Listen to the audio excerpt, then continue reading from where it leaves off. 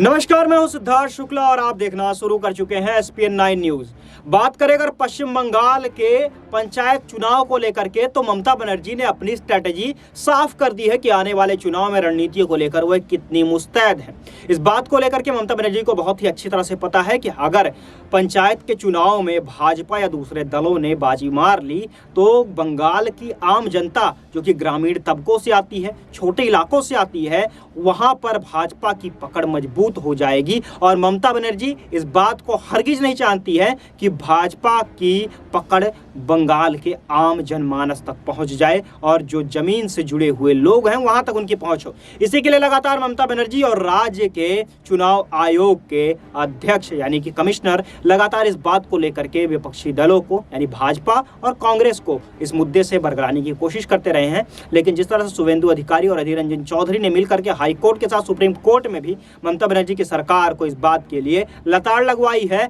कि आखिरकार बंगाल के चुनाव में केंद्रीय बलों को क्यों नहीं लागू करने दिया जा रहा है, केंद्रीय बलों की सुरक्षा में क्यों नहीं यह चुनाव कराने दिया जा रहा है। अब इसके बाद सुप्रीम कोर्ट के फैसले के बाद ममता बनर्जी बैकफुट पर जरूर आ गई है, लेकिन ममता बनर्जी ने अभी भी यह बात साफ कर दी है कि वह केंद्रीय दलों को हरगिज बर्दाश्त नहीं करेंगे। यही कारण है कि बीएसएफ के जवानों पर भी उन्होंने मोदी सरकार का साथ देने का आरोप लगाया है और कहा है कि वे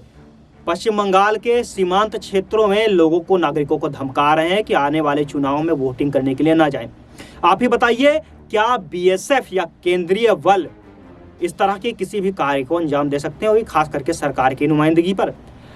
इन सभी के अलावा ममता बनर्जी ने और भी कई मुद्दों के ऊपर अपनी बात रखी है। उन्होंने यह भी कहा कि केंद्र सरकार पश्चिम बंगाल में केवल और केवल जनता को गुमराह करना चाहती है और इसी के लिए ये सारे के सारे बात की जा रही है, सारे के सारे चुनावी प्रचार किए जा रहे हैं। उन्होंने सबसे बड़ा जो खुलासा किया है वह क्या किया है कि आने वाले 6 महीनों के अंदर यानी कि मार्च 2024 के अंदर नरेंद्र मोदी की सरकार गिर जाएगी और नरेंद्र मोदी की सरकार गिरने के बाद फिर लोकसभा के चुनाव मार्च के बाद अप्रैल में कराए जा सकते हैं। आपका इस बारे में क्या मानना है, हमें इस बारे में जरूर बताइए कि क्या आपको भी लगता है कि 2024 में नरेंद्र मोदी की सरकार